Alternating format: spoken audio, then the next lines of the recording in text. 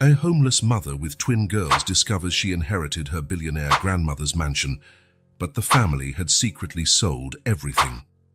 Then the lawyer declares they forgot the secret clause, and everything changes. Emma Carter pulled her worn-out coat tighter around her body as she watched her daughters sleeping under the public library steps. Sophie and Emily, with their identical blonde hair and angelic faces, deserved so much more than this. More than a piece of cardboard as a bed. More than cobbled-together leftovers for meals. More than a mother who could barely keep her eyes open after 16 hours of work. "Just one more night," she whispered to herself, adjusting the thin blanket over the girls. The irony didn't escape her. At 39, Emma Carter was sleeping in alleys and temporary shelters with her 4-year-old twins, when she had grown up in a mansion with 17 bedrooms and 5 bathrooms. The space under the external staircase of the public library offered reasonable protection from the rain and wind. Emma always chose the most discreet spots, where the police rarely came by yet close enough to streetlights. Safety and invisibility, an unstable balance for anyone living on the streets. She leaned against the brick wall, trying to find a less uncomfortable position. Her body ached from the day's work. That morning, she had cleaned 3 different houses, then spent the afternoon handing out promotional flyers, followed by 4 hours waiting tables at a cheap diner in the evening. The girls stayed in a community daycare or, if there was no space, with Mrs. Peterson, an elderly woman who charged almost nothing to watch them for a few hours. Her prepaid cell phone, already dying, showed 3 missed calls from an unknown number. Emma ignored it, probably another debt collector. Bills piled up even without having a roof over their heads. Basic health insurance for the girls, a nearly maxed-out credit card she used only for emergencies, and fees at the shelter where they spent the coldest nights.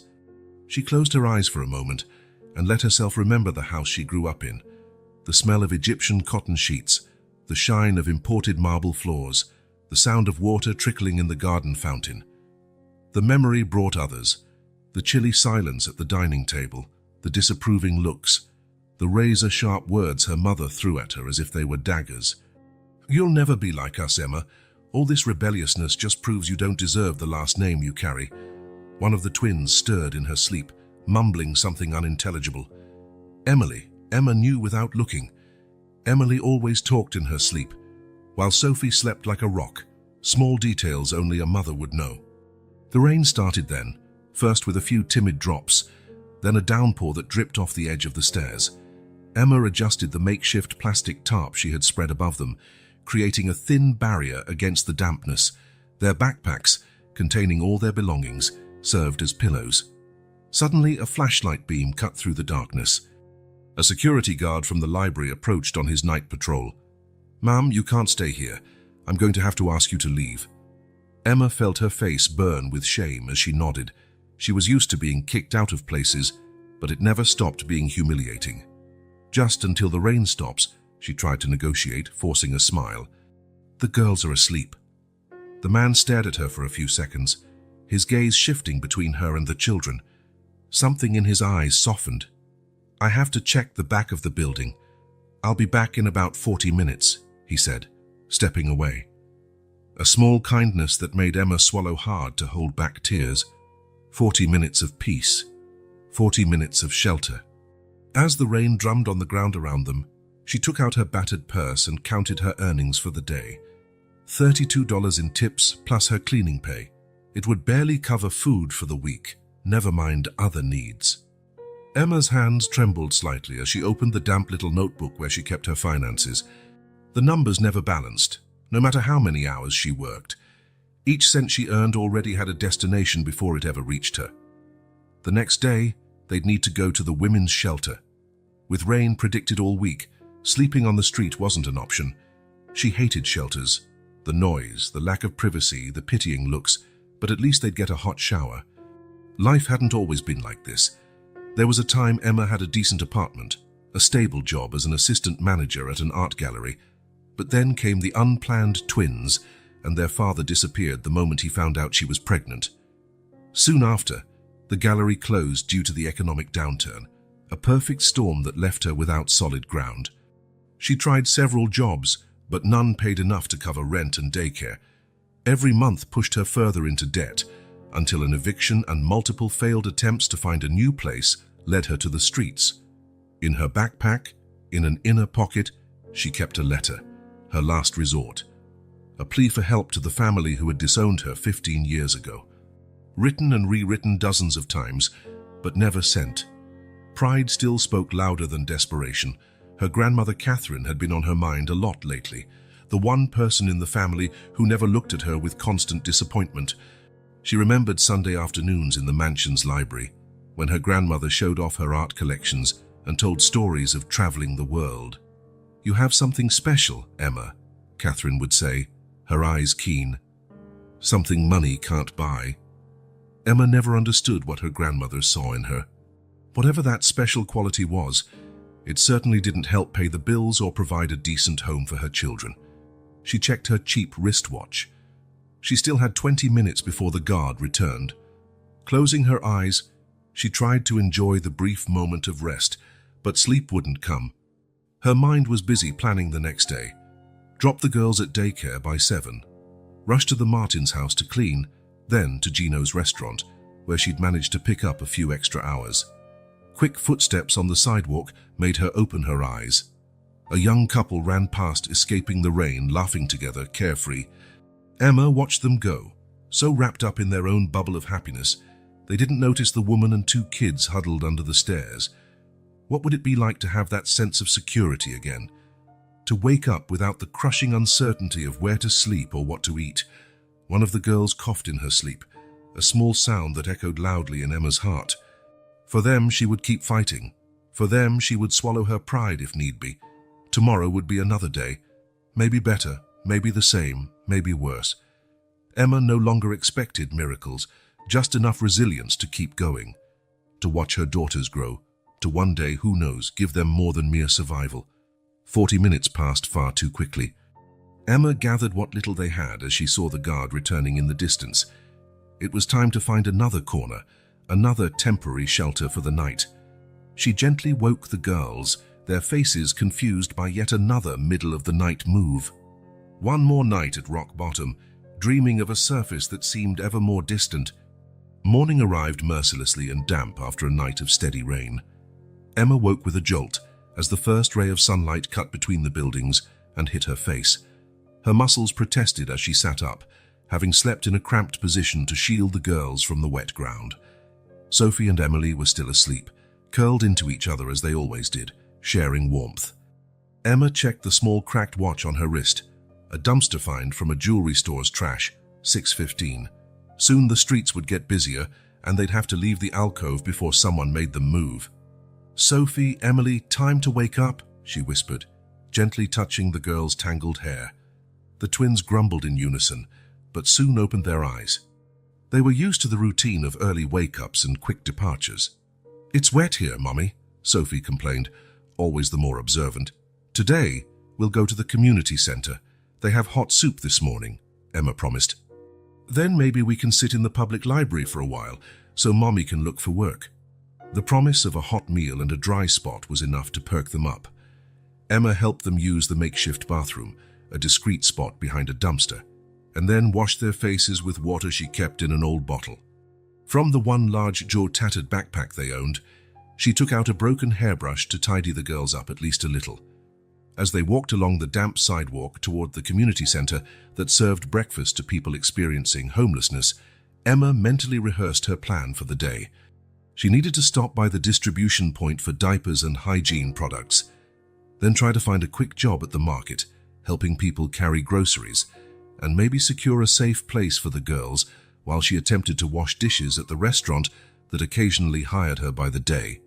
She was so absorbed in her survival calculations that she almost didn't notice the man standing at the center's entrance, repeatedly checking a piece of paper in his hand and glancing around as though looking for someone.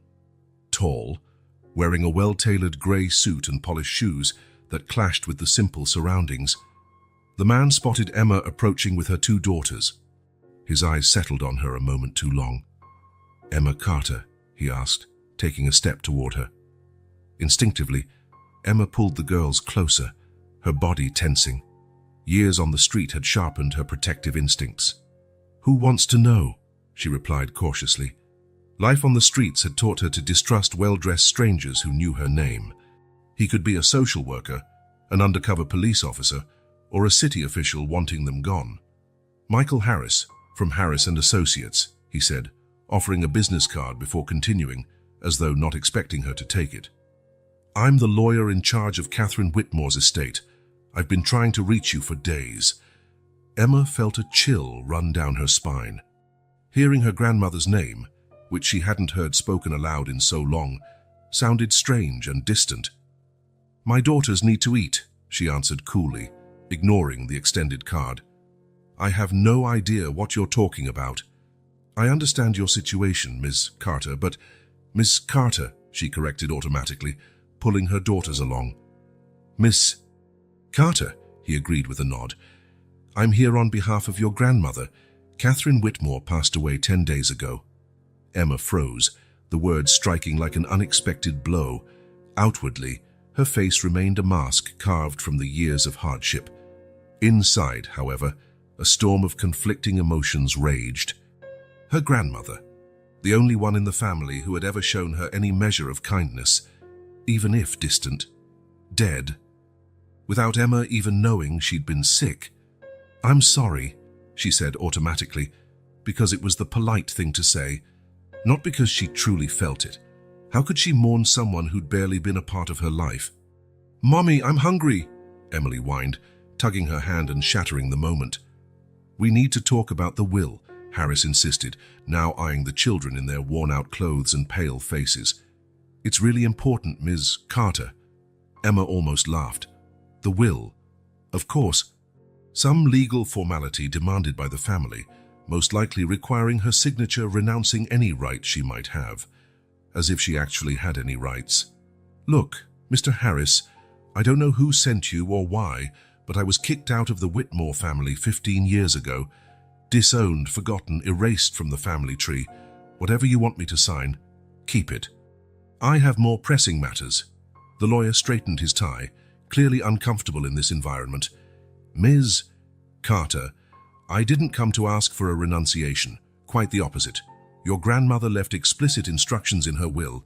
The Whitmore mansion and a sizable portion of the estate were left to you." The world seemed to freeze for a moment. Emma felt the blood drain from her face. "Is this some sort of sick joke?" she finally asked in a low voice, so the girls wouldn't hear her distress. "Not at all. I have all the documents right here. We can talk after your daughters have breakfast. It really is important." Emma looked at her curious girls and then at the impeccably dressed lawyer. Something didn't make sense. Her family hated her. Her mother had made it clear Emma wouldn't see a cent of Whitmore money, and her grandmother, though occasionally kind, had never openly defended Emma or offered help when she'd needed it most. "They eat first," she finally relented. "Then we talk." "Make it quick." Harris nodded, relieved, and waited while Emma took the girls into the community center. The place was simple but welcoming, with long tables where those experiencing homelessness received a free breakfast. Emma helped her daughters sit down and lined up to pick up 3 trays. "Who's the man in the suit, Mommy?" Sophie asked, ever observant, as she nibbled a piece of bread. "Someone who knew Grandma Catherine," Emma replied vaguely. The girls knew so little about her family that the name probably meant nothing to them. "We have a grandma." Emily's eyes went wide in surprise. Emma felt a pang of guilt.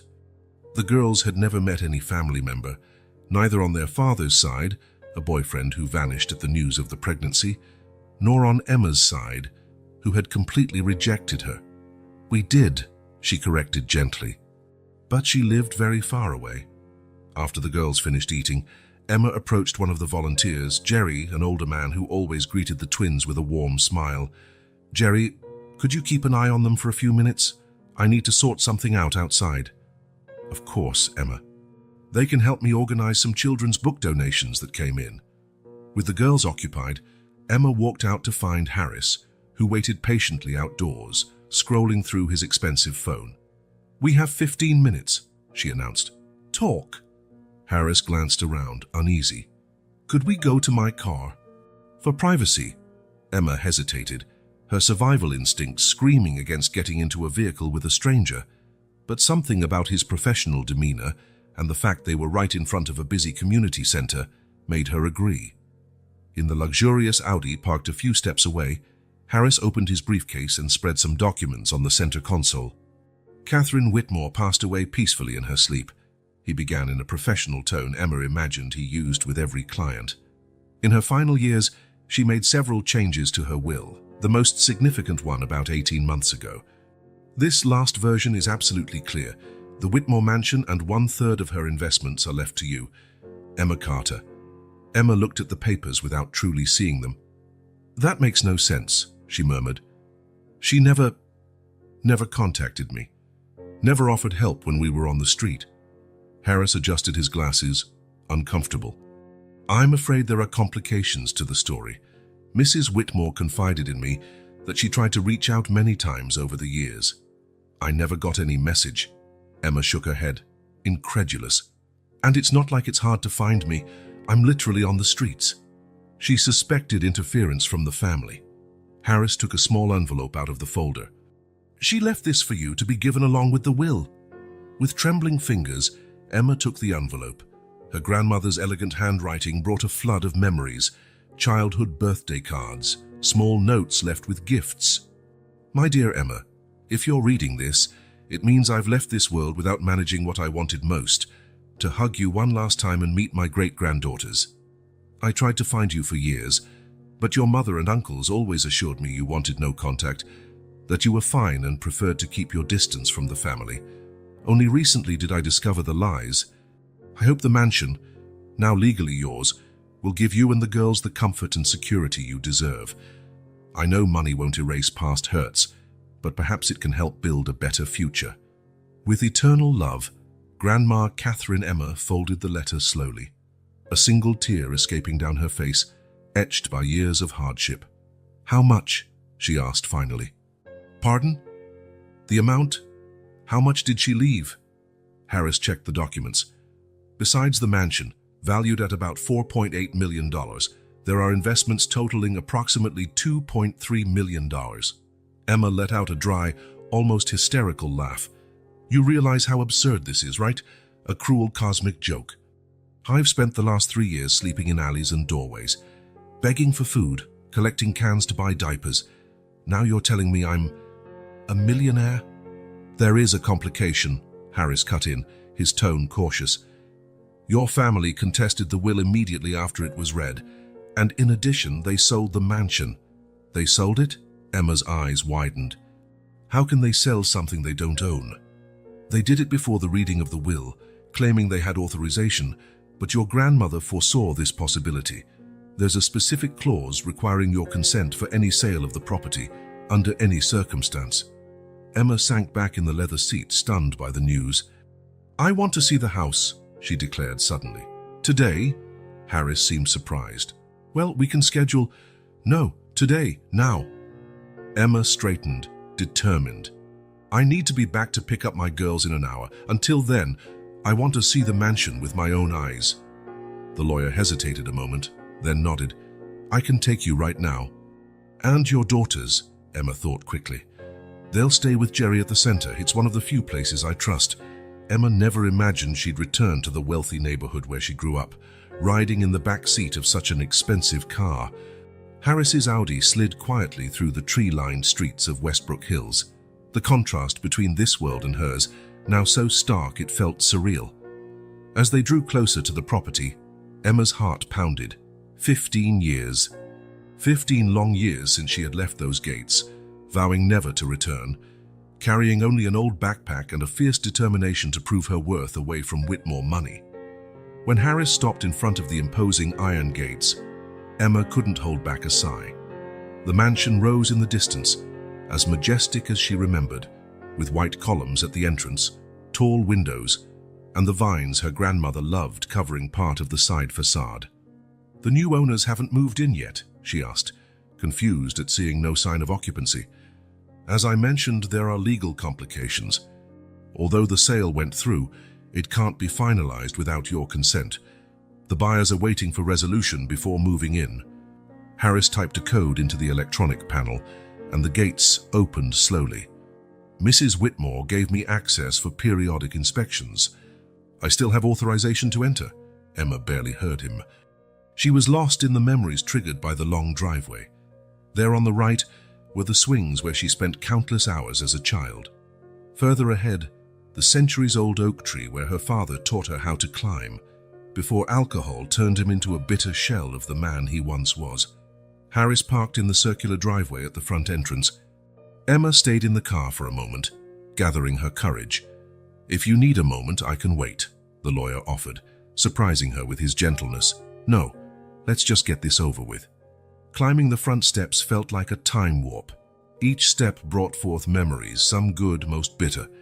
The echo of the key turning in the lock resonated in the silence, and as the door opened, Emma smelled the familiar scent of polished wood and expensive cleaning products always used in the mansion. The entrance hall was exactly as she remembered, with the Italian marble floor, the massive crystal chandelier, and the sweeping staircase leading to the second floor. But the place was empty. No antique furniture, no valuable paintings, no Persian rugs her grandmother prized. "Where's the furniture?" she asked, her voice echoing in the bare space. "Your family sold it off separately," Harris explained. "Some items went to auction, others were sold privately." Anger bubbled up inside Emma. Not for the loss of the items, but for the disrespect to her grandmother's memory. For such blatant greed. She walked through the hall into the living room, her steps echoing. The enormous room, once filled with elegant sofas and antiques, was now empty, revealing marks on the floor where furniture had once stood. The only evidence it had ever been a home. "Sit up straight, Emma. A lady doesn't just flop onto the couch like that." Her mother's voice, cold and critical, seemed to echo off the bare walls. Emma could almost see her there, hair in a flawless bun, pearls around her neck, pointing out every fault, every imperfection. "You're a disgrace to the Whitmore name. You act like a savage." She moved on to the dining room, where the huge mahogany table that seated 20 people was nowhere to be seen. This was the space, now just a polished floor, that had witnessed the formal dinners she hated, the continuous etiquette lessons, the public scoldings whenever she failed to meet expectations. "Do us the kindness of not embarrassing the family in front of guests, Emma." The voice of Uncle Richard, always condescending. The same uncle who, according to Harris, was leading the effort to contest the will. The tour continued through the ghost mansion, each empty room stirring memories Emma had suppressed for years. The library, her favorite refuge, was now without its floor-to-ceiling bookshelves, its rare volumes, or the leather armchair where Emma curled up for hours on end.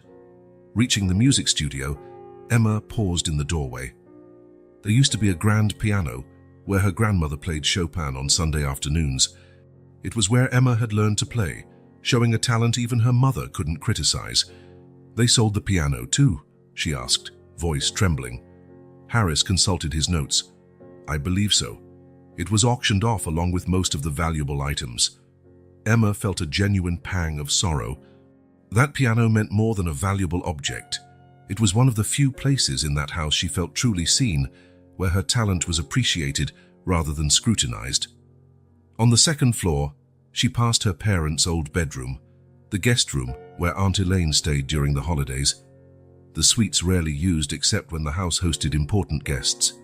Finally, she reached her old room. The door was ajar, like an invitation. Emma hesitated, hand trembling slightly as she pushed it open. The space was as empty as the rest, yet different somehow. The walls, once covered with posters of bands her mother despised, were now bare.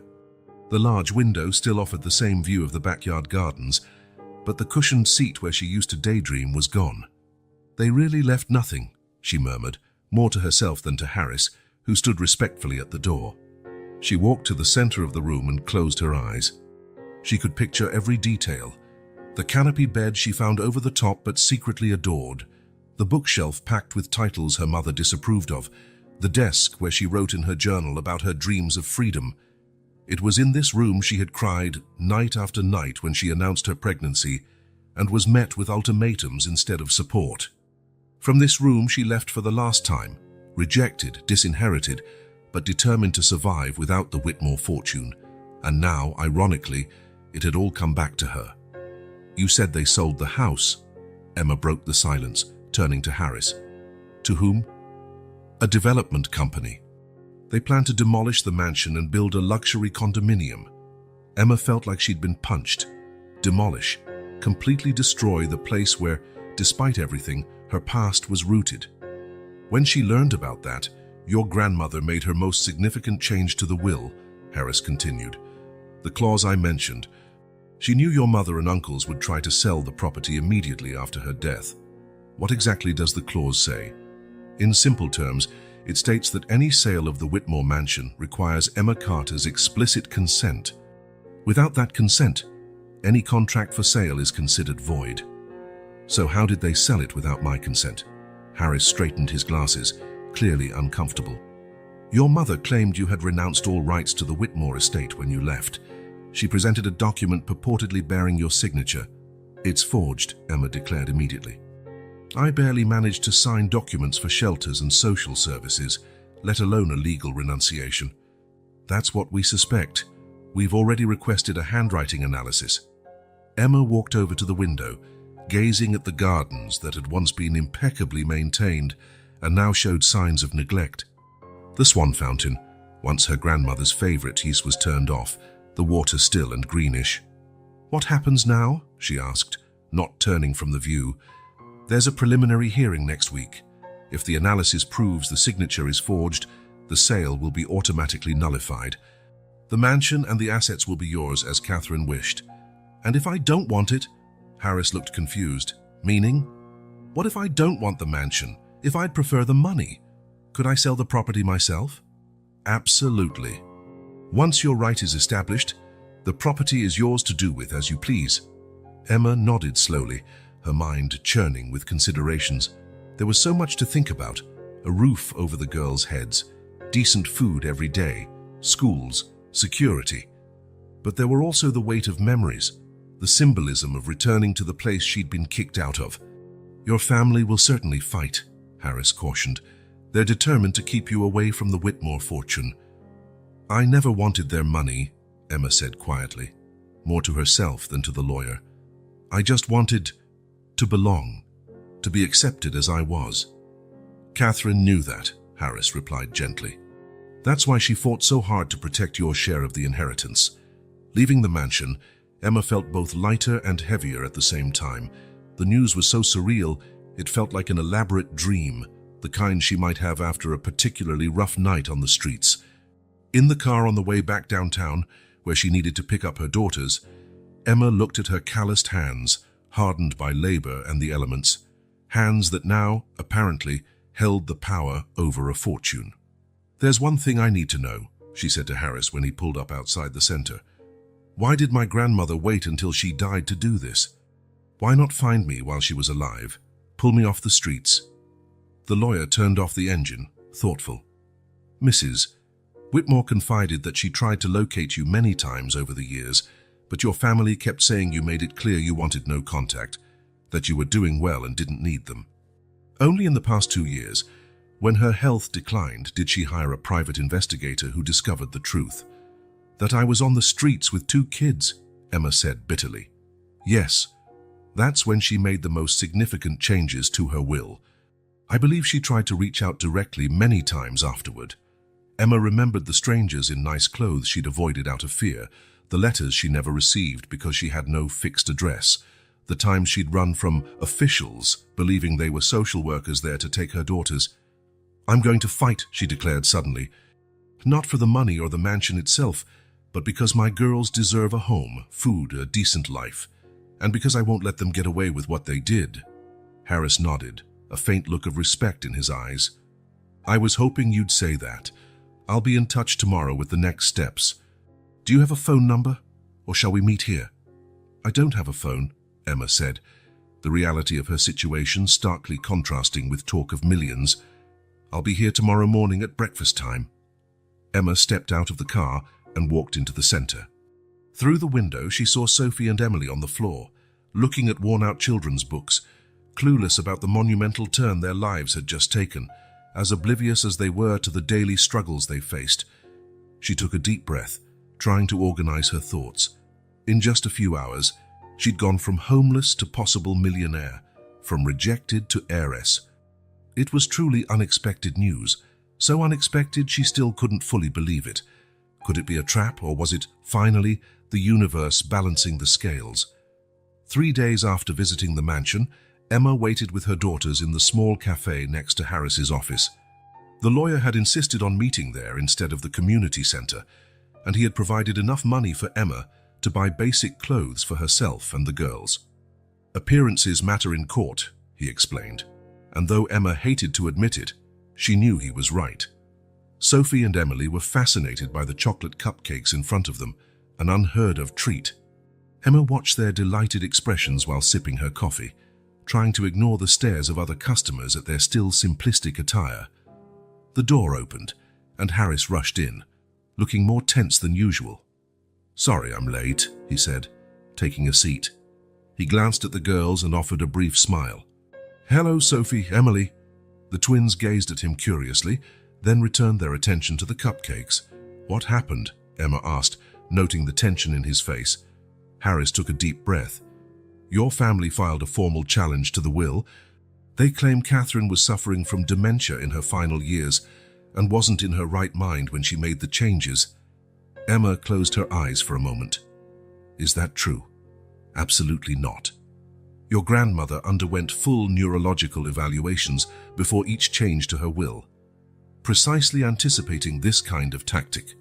I have all the medical reports confirming her mental capacity." Emma nodded, relieved. "There's more," Harris went on. "The judge set a preliminary hearing for next week. Your presence is mandatory." "What about the girls?" "We can arrange for someone trustworthy to look after them during the hearing." Emma shook her head. "I don't leave my children with strangers." "I understand, we'll figure something out," Harris assured, making notes. "One more thing you should know.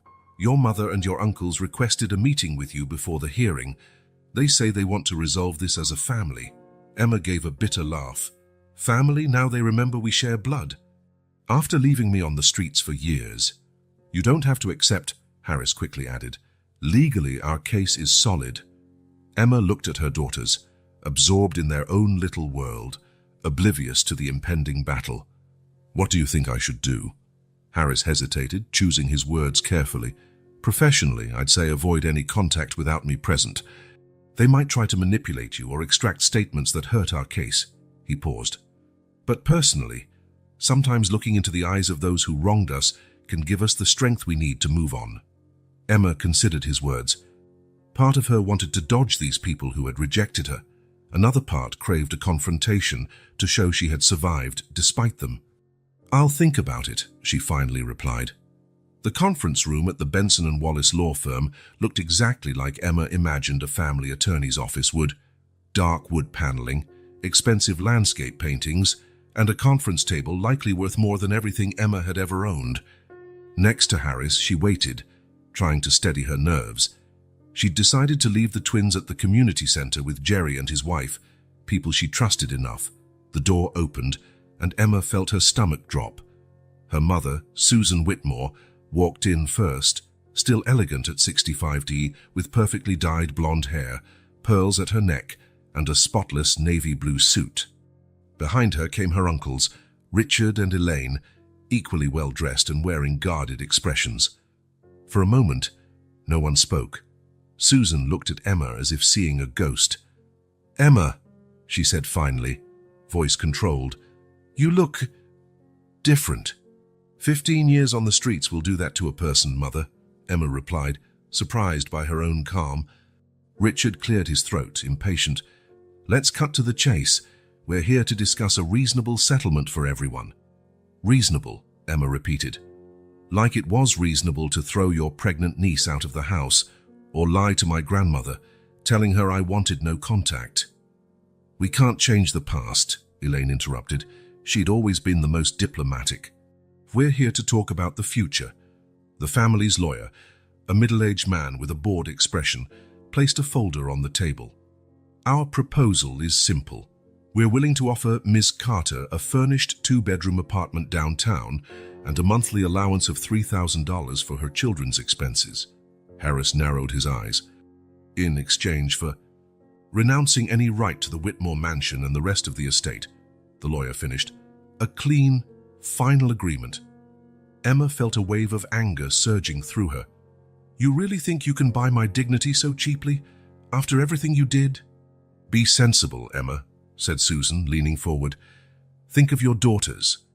They deserve a stable home, quality education.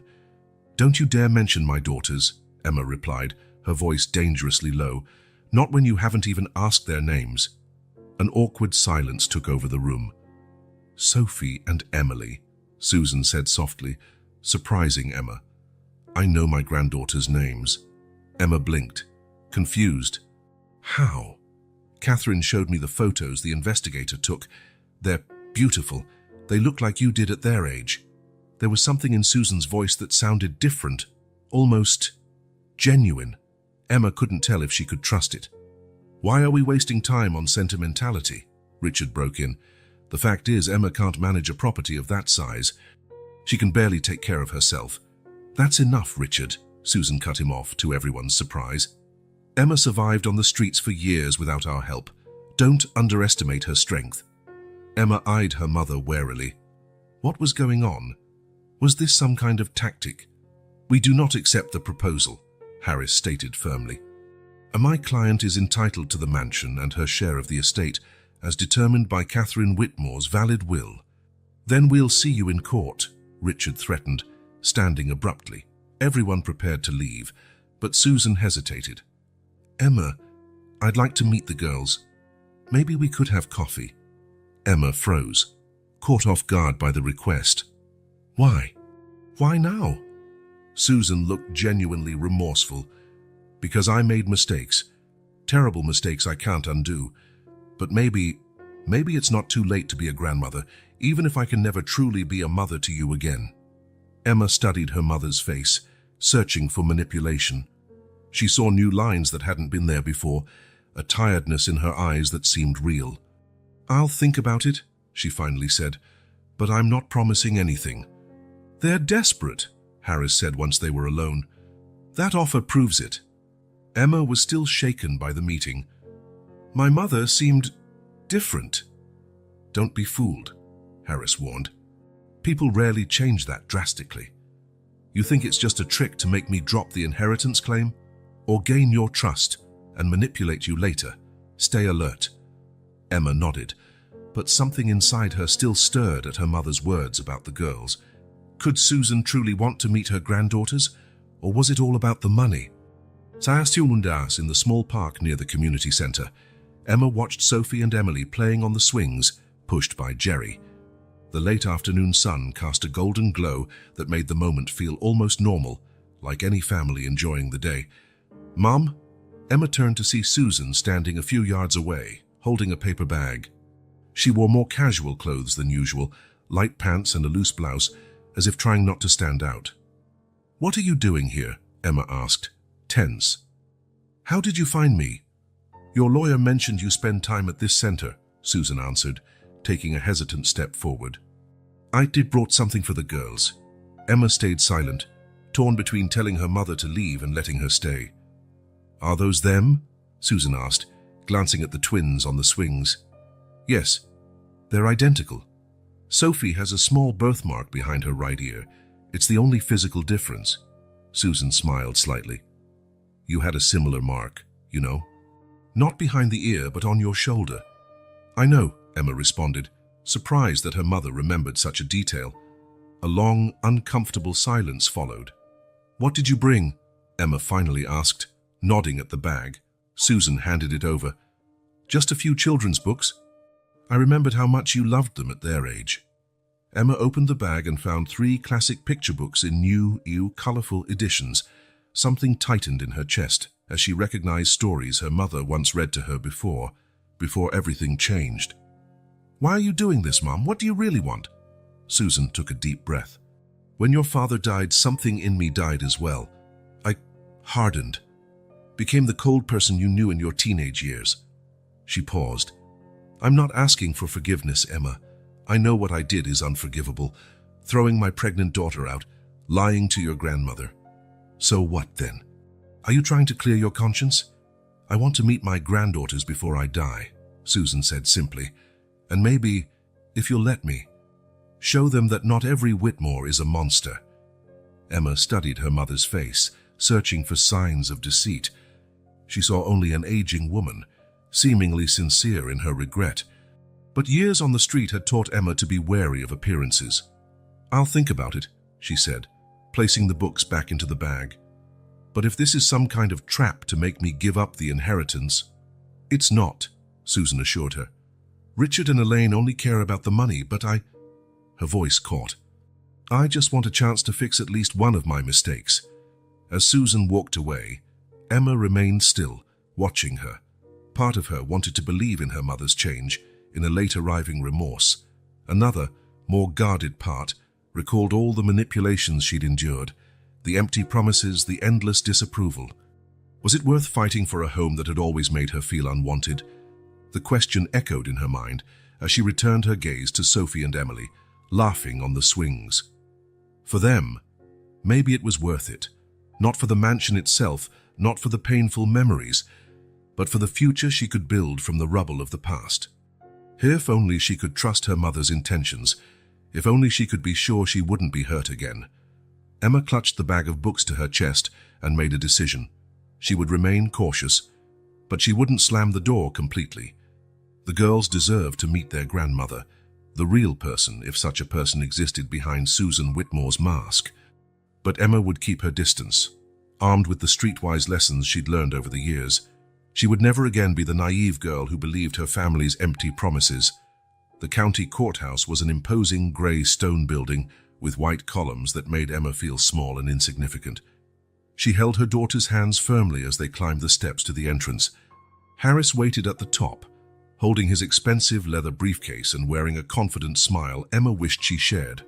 "Ready?" he asked, eyeing her simple but neat second-hand dress, bought with money he'd advanced her.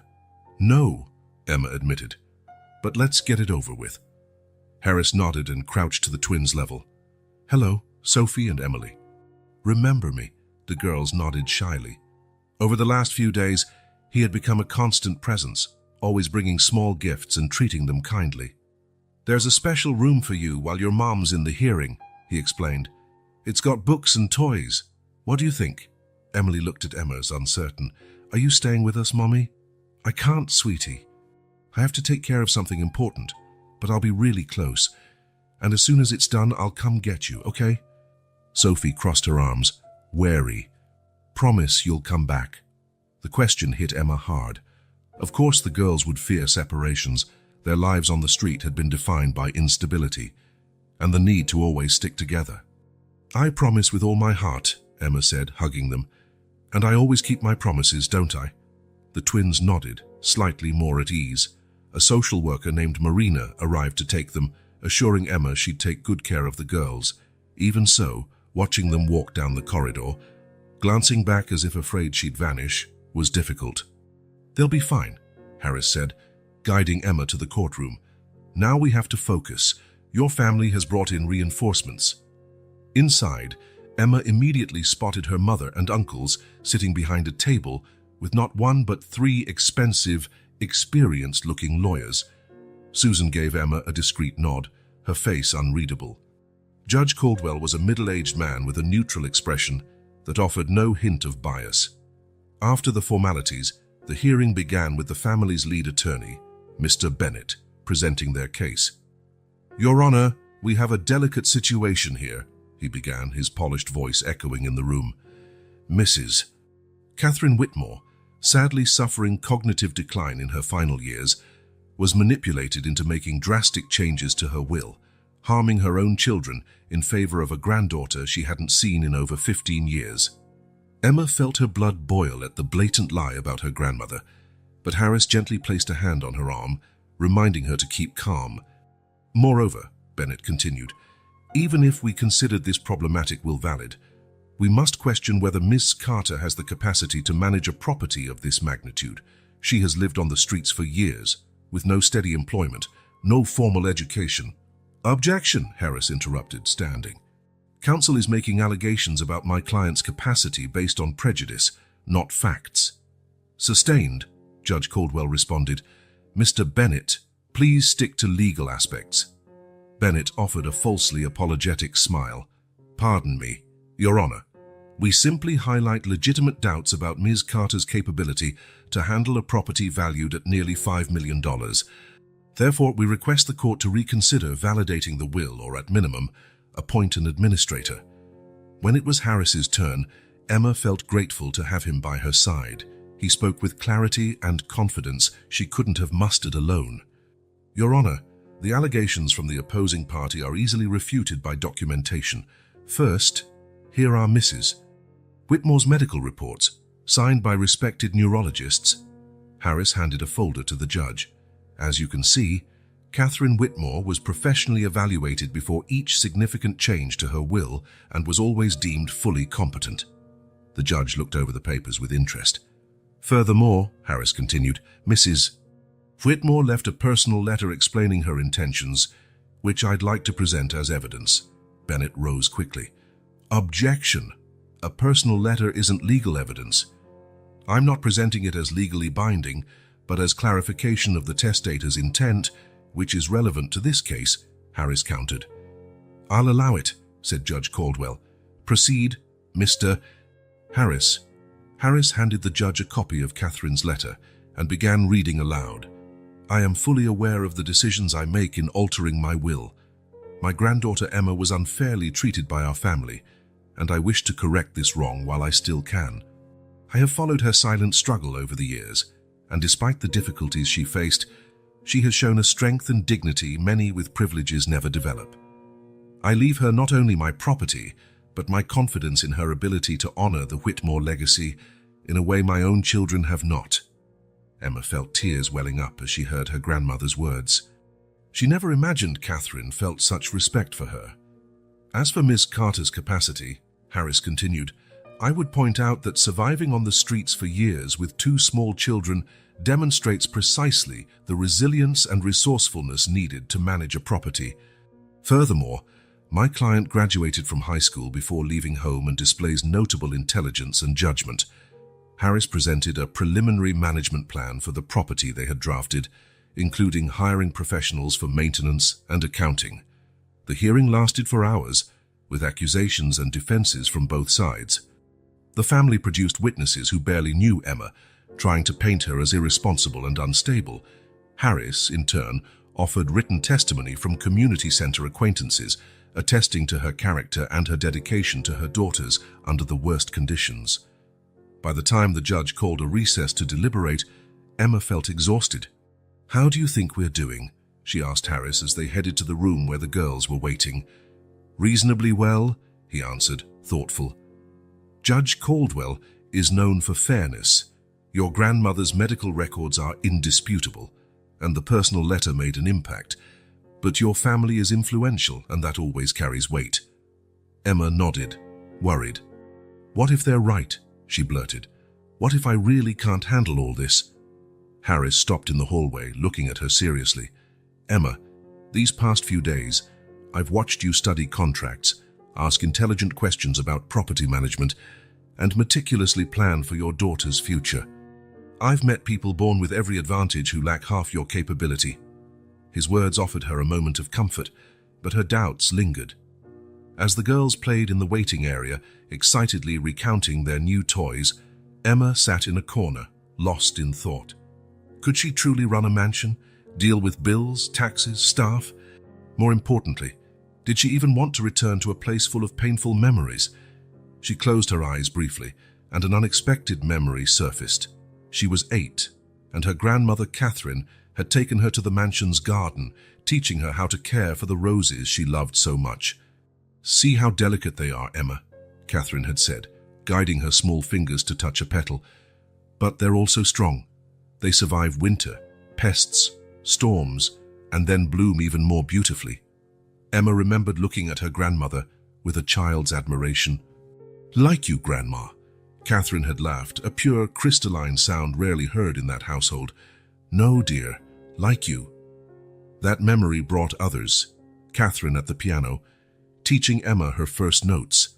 Catherine in the library, helping her reach the higher shelves. Catherine watching quietly during formal dinners, a slight smile of approval whenever Emma subtly defied her mother's strict etiquette rules. "You're different from the other Whitmores, Emma," Catherine had once said when they were alone in the library. "You have genuine compassion. You see people for who they are, not for what they have or can offer." Back then, Emma hadn't fully understood what her grandmother meant. Now, after years on the street meeting people of all backgrounds, witnessing cruelty as well as unexpected kindness, the words took on new meaning. "Mommy, look what I drew," Sophie ran up, showing a colourful picture. Emma looked at the drawing, a large house, very large, with 4 figures in front. 2 small, 1 medium, and 1 with white hair. "Who are they, sweetie?" "Me and Emily," Sophie explained, pointing to the small figures. "And you, and the grandma who went to heaven. We're at the big house the man in the suit talked about." Emma felt a lump in her throat.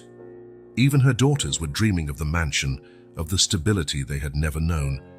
"It's a beautiful drawing, Sophie." "Are we going to live there, Mommy?" Emily asked, also joining them. Emma looked at her daughters, at their hopeful eyes, and made a choice. "If the judge allows it, yes. We'll turn it into the happiest house in the world." When the recess ended and everyone returned to the courtroom, Emma felt different. Her doubts hadn't vanished, but they were tempered by a resolve she hadn't felt in years. Judge Caldwell adjusted his glasses and surveyed the room before speaking. "After reviewing the evidence, this court finds no basis to invalidate Catherine Whitmore's will. The medical reports conclusively show she was of sound mind, and her intentions are clearly stated in both the legal document and personal correspondence." Emma felt a wave of relief wash over her. Harris gently squeezed her arm in congratulations. "Regarding Ms. Carter's ability to manage the property," the judge continued, "I acknowledge the family's concerns. However, I see no concrete proof that Mrs. Carter is unable to handle her own assets." Richard Whitmore stood, face flushed with anger, but his lawyer held him back. "Therefore, the court rules that Emma Carter is the rightful heir to the Whitmore mansion, and 1/3 of Catherine Whitmore's assets, as stated in the will. The unauthorized sale of the property, lacking her consent, is null and void, and all demolition plans must be halted immediately." Susan Whitmore remained impassive, only her eyes betraying a mixture of emotions Emma couldn't fully decipher. "That said," the judge added, "I require Ms. Carter to submit a detailed management plan within 30 days and file quarterly financial reports with the court for the first year to ensure proper preservation of the estate." "That's perfectly reasonable, Your Honor," Harris agreed. While the final formalities were addressed, Emma stood silently processing what had just happened. She had won. The mansion was hers. The girl's future was secure, but she knew the real battle was just beginning. She'd have to prove herself not just to the court but to herself. She'd have to face the ghosts of her past that haunted every room, and harder still, decide what kind of relationship, if any, she'd have with her family. Stepping out of the courthouse with Sophie and Emily skipping excitedly ahead, Emma saw her mother alone in the hallway. "Emma," Susan called, her voice lacking its usual edge. "May I speak with you for a minute?" "We have nothing left to discuss," Emma replied, walking on. "Please, it's about the mansion." Emma stopped, reluctant. "My girls need lunch."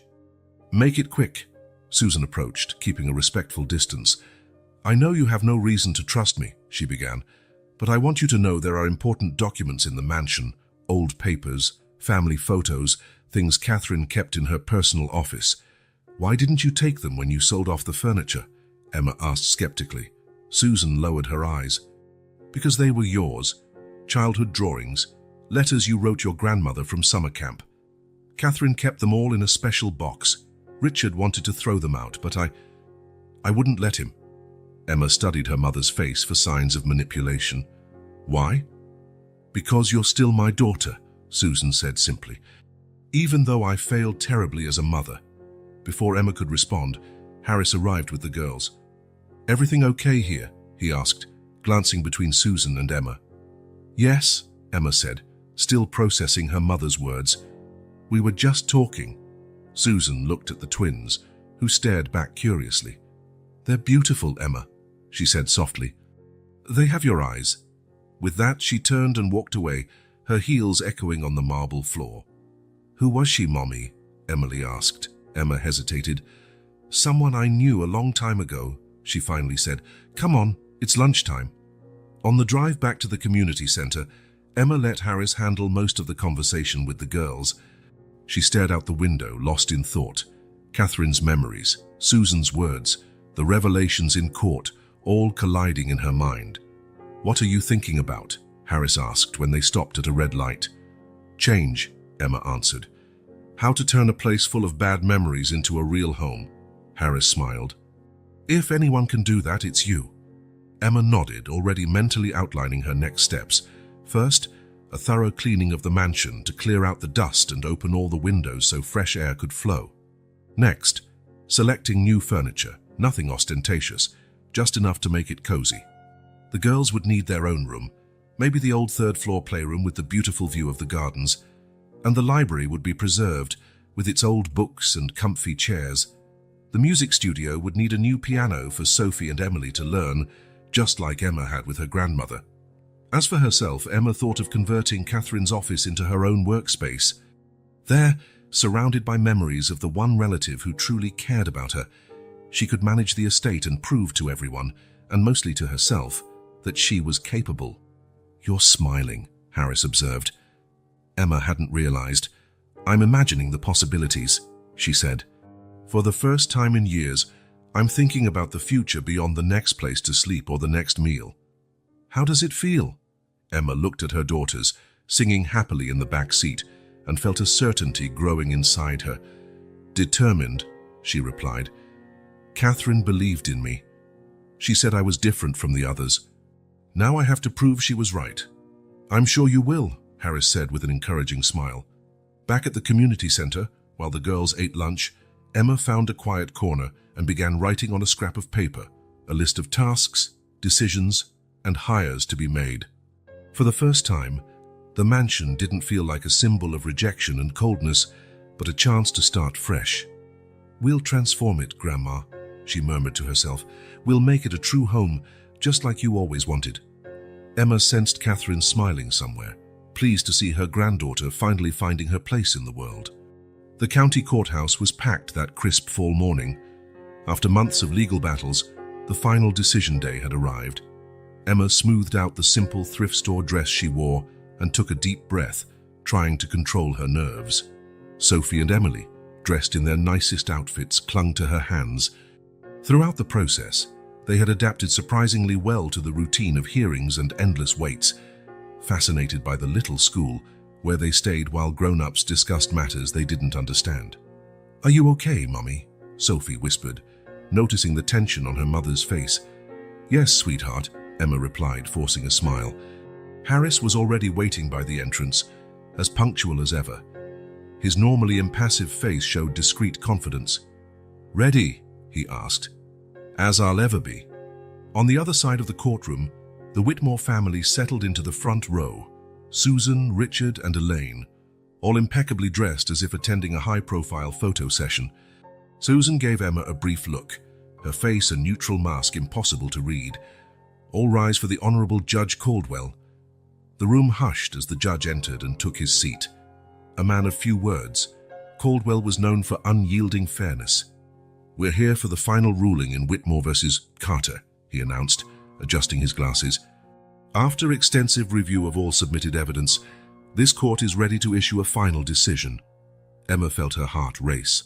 Her entire life, and more importantly, her daughter's future, hung on this man's words.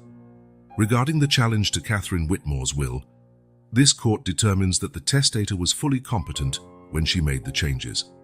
The medical reports are conclusive, and allegations of manipulation find no factual basis in the records.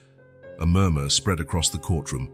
Harris remained still, but Emma noticed him tighten his grip on his folder slightly. As for the validity of the mansion's sale, continued the judge, this court finds that the transaction is null, pursuant to the explicit clause in the will. The submitted document bearing Ms. Carter's supposed signature was proven fraudulent. Emma saw Richard grow pale, while the family's lawyer whispered something urgently to him. Finally, regarding Ms. Carter's capacity to manage the inherited estate, after reviewing her management plan, and the progress reports filed over these months, this court sees no legal impediment to her taking full control of her inheritance. Therefore, it is the decision of this court that Emma Carter is the legitimate owner of Whitmore Mansion and beneficiary of 1/3 of Catherine Whitmore's estate, as outlined in her will. Case closed. The gavel struck echoing like thunder. For a moment, Emma stood frozen. She had won. She had truly won. "Congratulations," said Harris, allowing himself a rare smile. "You're officially a wealthy woman, Ms. Carter." The courtroom split in its reactions. On one side, quiet applause from community center friends who had come to support her. On the other, stunned faces on the Whitmore side. Richard was the first to react, standing abruptly and leaving without looking back. Elaine followed him hurriedly, casting Emma a resentful glare. Only Susan remained seated, staring at nothing. When she finally stood, Emma clearly saw her expression, not anger or outrage, but something more complicated, almost defeated. For a brief second, their eyes met. Susan opened her mouth as if to speak, then closed it, shaking her head slightly before walking away. That expression etched itself in Emma's mind. It wasn't the arrogant look of the woman who had kicked her out 15 years ago. It was the look of someone broken inside. "You okay?" Harris asked, noticing her distraction. "Yes," Emma replied, pushing the thoughts away. "Just processing." The Whitmore mansion looked even more impressive that sunny afternoon when Harris's car stopped at the iron gates. "The keys, please," the lawyer said, handing Emma a heavy key ring. "Front gate, front door, back door, and this small one is to your grandmother's private office on the 3rd floor. She specified only you should have access to it." Emma took the keys with a surreal feeling. So many times she'd passed through these gates, as a child, holding her mother's hand, as a rebellious teen, sneaking in late, and as a young adult, kicked out with only a backpack. Now she was returning as the owner. Harris entered the code, and the gates opened slowly. As the car rolled down the circular drive, Sophie and Emily pressed their faces to the windows in awe. "Is it really ours, Mommy?" Sophie asked, excitement spilling from her voice. "Yes, sweetheart." "It's huge," Emily exclaimed, dragging the word out as her eyes widened. The car stopped in front of the main entrance. For a moment, no one moved. "Shall we do the honors?" Harris asked, indicating the door. Emma hesitated, then held out the keys to her daughters.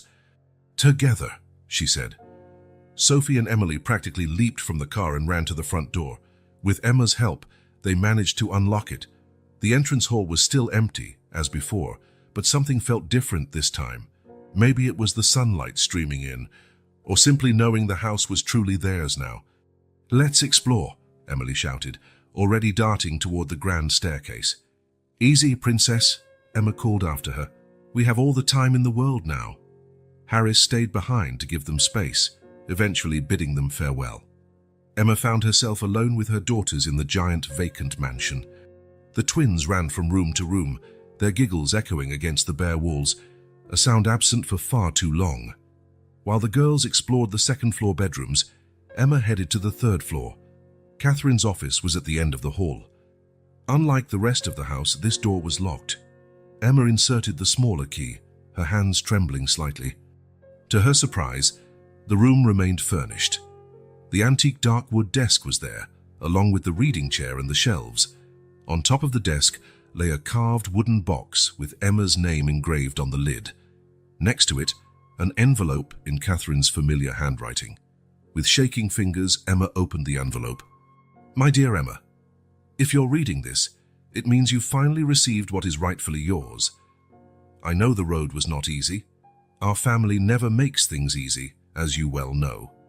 Inside this box are your memories, drawings you made as a child, letters you wrote, photographs I saved over the years. They are fragments of the wonderful girl you were and the extraordinary woman I knew you would become. Forgive me for not doing more while I was alive. The truth is, I was weaker than I seemed, more inclined to keep up appearances than to fight for what was right. You, on the other hand, always had the courage I lacked. This house is now yours to transform as you wish. I hope you fill it with the love and life that have been missing from these walls for so long. With eternal love, Grandma Catherine Emma wiped away silent tears. She opened the box to find exactly what the note described, treasures from her childhood lovingly preserved. At the bottom lay something else, a pair of pearl earrings Catherine had worn on special occasions. "Mommy! Come see what we found." Sophie's voice pulled her back to the present. Stowing the letter in her pocket, Emma headed downstairs. The girls had discovered a forgotten chest containing old toys that escaped the family's purge. "Look at this doll, Mommy," Emily said, holding up a porcelain doll in a yellowed dress. "Was it yours?" "Yes," Emma said, recognizing her childhood friend. "Her name was Eliza. Can we keep her?" "Of course you can." While the twins excitedly rummaged through the chest, Emma glanced out the window. The garden, once immaculate, was overgrown with tall grass, with the rose bushes Catherine loved struggling to survive among the weeds. Despite the legal victory, despite finally having a real roof, Emma felt an unexpected emptiness. Being here, surrounded by the mansion's cold grandeur, dragged her back to memories of rejection, silent meals, sharp criticisms, and the constant feeling of never measuring up. "Mommy, can we sleep here tonight?" Sophie asked eagerly. "Please. We don't have beds yet, sweetie, or food in the kitchen." "But it's our house," Emily insisted. "We can bring our mattresses from the shelter." Emma looked at their hopeful faces. For them, the mansion didn't carry painful baggage. It was a fairy tale castle of possibilities. "You know what? Let's camp in the living room tonight." "How about that?" The girls' eyes sparkled at the idea. Hours later, as the sun set, Emma watched her daughters sleeping in their makeshift sleeping bags in the middle of the empty living room. They had used what little they owned and a few basic items purchased quickly to create their first camp in their new home. She couldn't shake the image of her mother's defeated look at the courthouse. A small stab of guilt surfaced, not for fighting for the inheritance, but for the seemingly irreversible family rift. But as she looked at her peacefully sleeping daughters, Emma pushed those thoughts aside. There was no room for guilt in this new beginning. Susan and the others had made their choices long ago, and now they had to live with the consequences. The mansion was empty, cavernous, and haunted by ghosts, but also full of potential. The twins' laughter had already begun to break the oppressive silence, bringing life to the bare rooms. Tomorrow they would begin filling the space. They'd buy beds, a kitchen table, maybe a couch. Nothing fancy. Emma didn't want to recreate the chilly opulence she had known growing up. She wanted warmth, a genuine home. Sophie stirred in her sleep, mumbling something unintelligible. Emily, as always, slept deeply, clutching the newly found doll.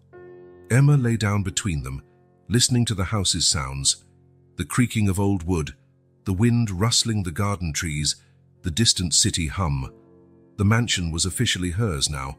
The legal fight was won. But Emma knew the real challenge lay ahead, turning this emblem of her painful past into a foundation for the future her daughters deserved. 3 weeks had passed since Emma and the girls moved into the mansion. The massive, empty house was slowly coming to life.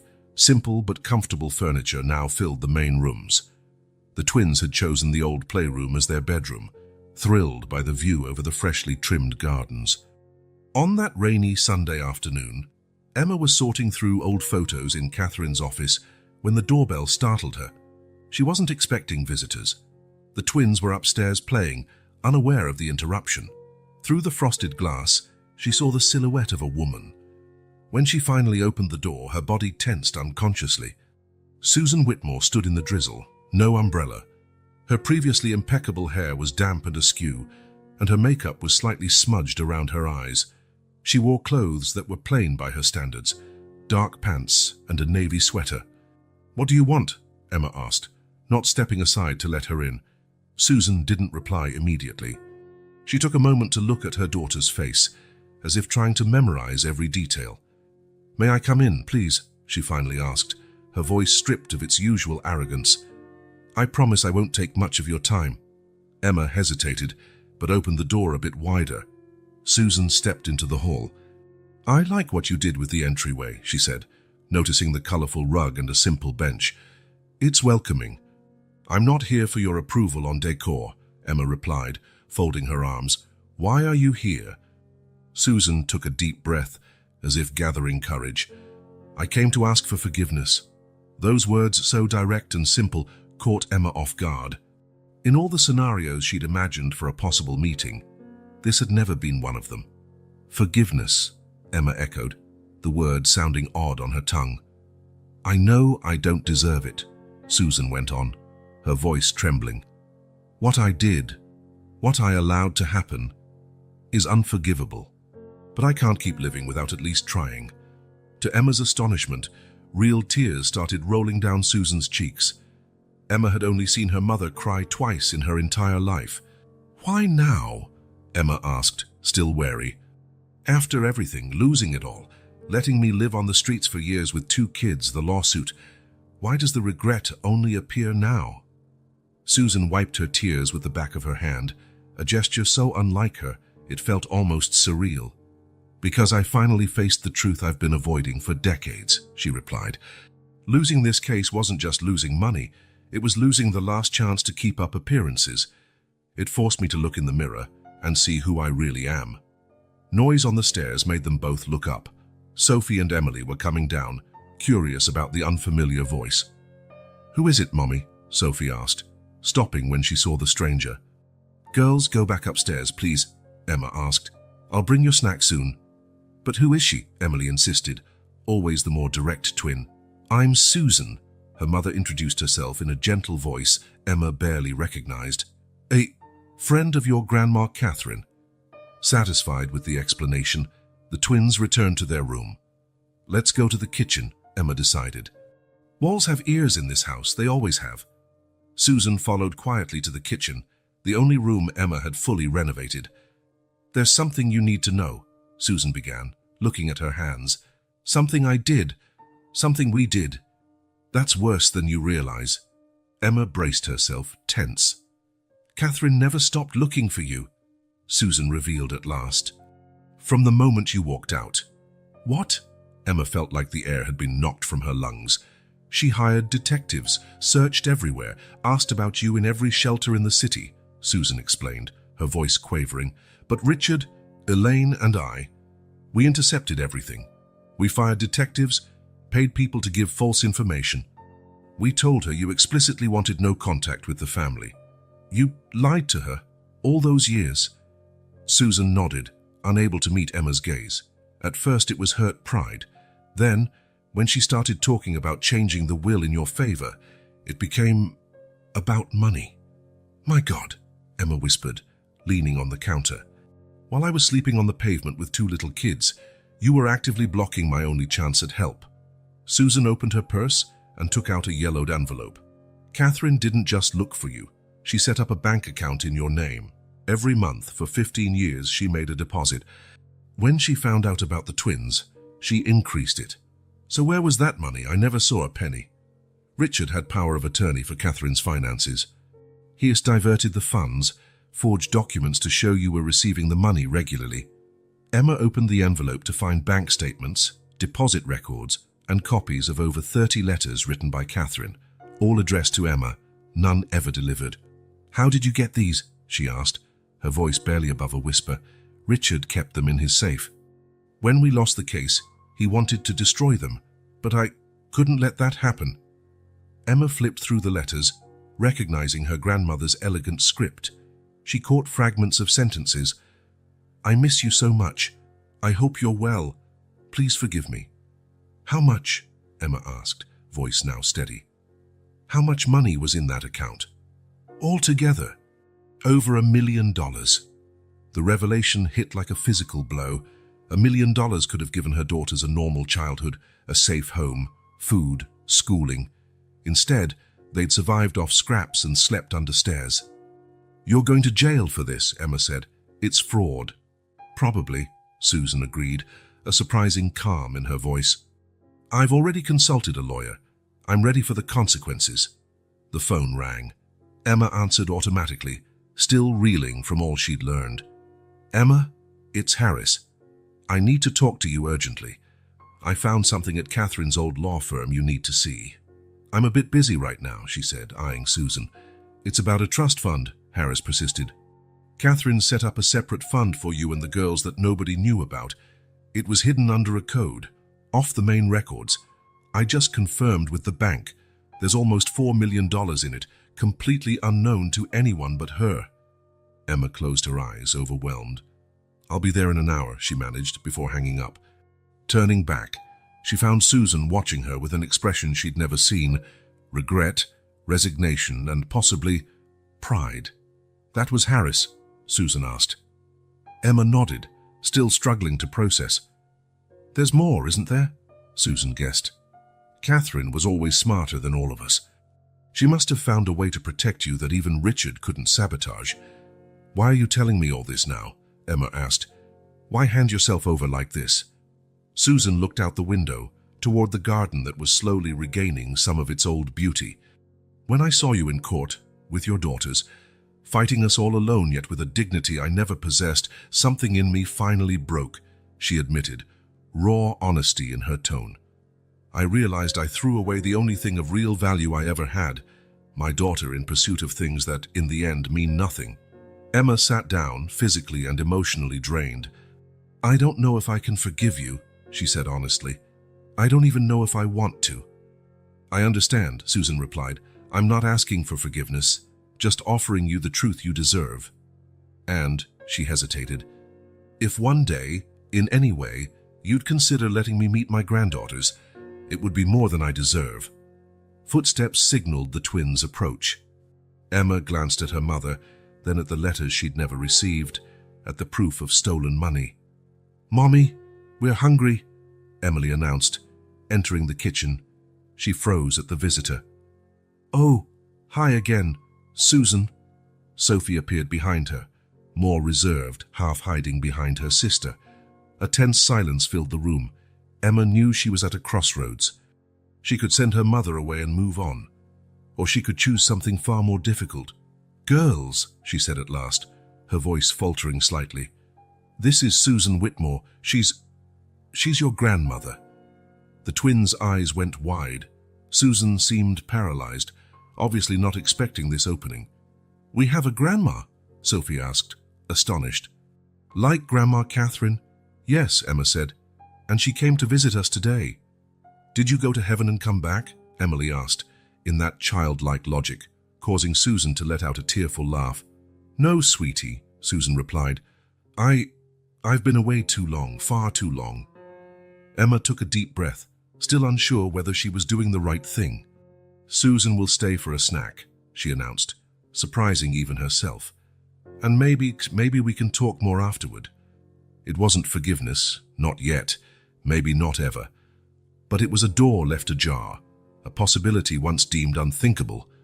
As she prepared sandwiches for the girls, watching them pepper Susan with questions, Emma thought of the long road that had led her here, from cold nights under library steps to reclaiming the mansion, from total rejection to discovering she had always been loved by her grandmother from afar. Harris's phone call still rang in her ears. More money, more security for the girls. But she finally understood that Catherine's true legacy wasn't the mansion or the millions. It was the chance to break the cycle, to rebuild what had been shattered, to forge a new kind of family, one based not on appearances, but on choices and second chances. The days following Susan's visit were an emotional whirlwind for Emma. Discovering the diverted money and intercepted letters reopened barely healing wounds. On the other hand, the trust fund uncovered by Harris guaranteed a secure future for her daughters, something Emma never dared dream of during her years on the streets. One quiet afternoon, while Sophie and Emily were at a trial day at the private school they would soon attend, Emma decided to explore one of the last corners of the mansion she had yet to really examine, Catherine's old bedroom. Until now, only the private office had drawn her attention, but something compelled her to see the place where her grandmother had spent her final years. The bedroom retained the discreet elegance that defined Catherine. Unlike most of the house, it had been left relatively untouched by the family's attempts to sell everything. Maybe it was out of posthumous respect, or maybe just an oversight. Emma moved slowly through the room, allowing the memories to resurface. A faint smell of lavender lingered, as if Catherine had just stepped out. Some paintings still hung on the walls, not the most valuable ones that had surely gone to auction, but those of purely sentimental value. She sat on the armchair by the window, imagining her grandmother sitting there, gazing out at the garden she loved, perhaps thinking of her lost granddaughter. The idea that Catherine had never given up on her, even when everyone else did, comforted and pained her at the same time. On the antique dressing table, Emma found a silver hairbrush, a few nearly empty perfume bottles, and a drawer that seemed stuck when she tried to open it. Carefully, she tugged until it gave way. Inside was an envelope, different from the one Susan had brought. This one was sealed, with Emma's name handwritten on the front. A date in the corner indicated just 3 months before Catherine's death. Heart pounding, Emma opened it and unfolded the letter. My dear Emma, if this letter reaches you, it means my suspicions were correct. For years I have tried to find you without success. Recently I started to doubt the increasingly evasive explanations from Susan and Richard regarding your whereabouts. I hired a new investigator, this time without my family's knowledge. If all goes as planned, he will find you, and this letter will be delivered alongside the funds I set aside for you. But if something goes wrong, if this letter is found after I'm gone, I hope you understand I never forgot you, never stopped loving you, never accepted how you were treated. Emma, you were always different from the other Whitmores. Even as a child, you showed a compassion and integrity rarely seen in our family. When you left, you took the last bit of light remaining in this house. Whatever has happened in your life since then, I hope you stayed true to who you are, even in the toughest of circumstances. The real inheritance I leave you isn't the material assets, though they may help ease practical burdens. The true inheritance lies in the values I hope to pass on during our moments together: honesty, compassion, and the courage to forge your own path. One final lesson, perhaps the hardest. Forgiveness isn't something you give to others. Forgiveness is a gift you give yourself. It doesn't mean forgetting or approving of the wrongs done, but freeing yourself from the weight of carrying that pain. Whatever path you choose from here on, my love goes with you. Forever yours, Grandma Catherine. Tears streamed down Emma's cheeks as she read and reread the letter. Her grandmother's last words seemed to answer the very questions haunting her. Forgiveness is a gift you give yourself. The phrase echoed in her mind, challenging her to think about what she truly wanted for her future. Holding on to anger, no matter how justified, meant remaining captive to the past she fought so hard to escape. Emma carefully folded the letter and left the bedroom. The mansion, once a symbol of everything lost, was shifting into something else, a place of possibilities, a place to rebuild her life on her own terms. 2 weeks later, Emma stood on the back terrace, watching Harris and the landscaper discuss restoring the rose garden. The twins had visited their new school and were enchanted by the library and music room, 2 luxuries they'd never known during their time on the streets. I think she'd like this restoration, Harris said, joining Emma after the landscaper walked away. Catherine loved these roses. Yes, Emma agreed. I remember her showing me how to distinguish the varieties. Tea roses, damask roses, floribundas. She used to say each had its own personality. Harris smiled, pleased to see Emma more relaxed. How are you coping with everything? He asked in a rare, personal moment. Emma sighed, gazing out at the horizon. One day at a time. The document Susan brought and the letter I found helped clarify some things. Are you going to press charges against your family for diverting the money? Harris asked, ever practical. I haven't decided. Part of me wants justice, wants them to pay for every night we spent in the cold and every meal we missed. She paused, collecting her thoughts. But another part of me thinks about my daughters and how a long, bitter legal battle would affect our lives now that we finally have stability. Harris nodded in understanding. And about Susan. She's been calling my office, asking if she can visit her granddaughters. Emma didn't answer immediately. Her mother, once so intimidating, now seemed more complicated, fractured by regrets Emma never considered possible. I think I'll allow supervised visits, she finally said. Not for her, but for the girls. They deserve to know their grandmother and form their own opinions. That's a generous decision, Harris observed. It's not generosity, Emma corrected.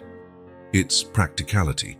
trying to salvage something from the ruins, to create something better than what I had. That evening, after putting the twins to bed in their freshly decorated room, a mix of simple furniture and small touches reflecting their emerging personalities, Emma called Susan. The conversation was short, businesslike. She set clear boundaries and realistic expectations. Susan could visit on Sundays for a few hours, no expensive gifts or extravagant promises. If a relationship was to develop, it would be slow and rooted in trust and mutual respect. "I understand completely," Susan replied, her voice subdued but hopeful. "It will be on your terms, Emma." "Always. One last thing," Emma said before hanging up. "I'm not doing this for you or me. I'm doing it for the girls because they deserve better than the cycle of hurt that brought us here." "It's more than I deserve," Susan answered softly. Susan's first visit came on a mild Sunday. Emma greeted her formally, watching as her mother seemed smaller, more fragile, without the armor of jewelry and expensive clothes. "I brought something for the girls," Susan said, offering a package wrapped in simple paper. "It's nothing costly, I promise." Emma accepted it and opened it, finding 2 carefully assembled photo albums. "They're pictures of you," Susan explained nervously.